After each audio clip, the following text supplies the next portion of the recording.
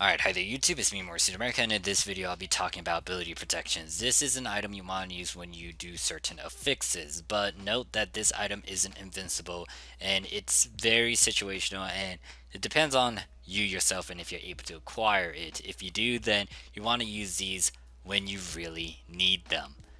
And when it comes to these things, if you are playing on the North America PSO2, you don't have them just yet, but you will get them in due time. When it comes to these protection items, you can find them in some bonus scratch, or when you do a bunch of scratches, you'll get them as a bonus items. For this one, for example, if you're able to scratch an X amount of time, you can get an ability protection 6 slot or lower, or 6S. By the S, it refers to slots, which is the number of abilities that you have on the weapon and or unit.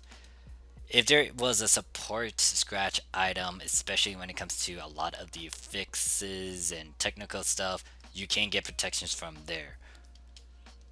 You can also get a protection from the recycle shop. You need to trade AC scratch items though. I can get a good number of them because I have a bunch of AC items on me along with the recycle badge. I will demonstrate one of these in a bit. So once again, when it comes to these items, it'll depend on what you have, and you could technically get the 4 slot one, but you gotta pay attention to what it says: 4 slot or lower, 5 slot or lower, 6 slot or lower. I think there's a 7 slot too. But if it states that, then you gotta keep it within those parameters. You gotta follow that rule. Because if I were to, for example, upslot a 4 slot into a 5 slot, I cannot use that protection item.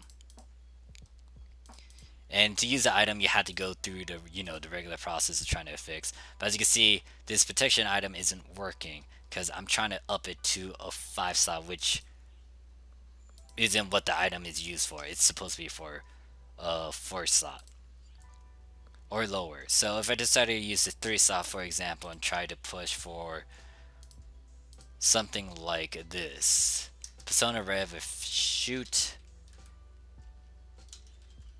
and gamble with these things.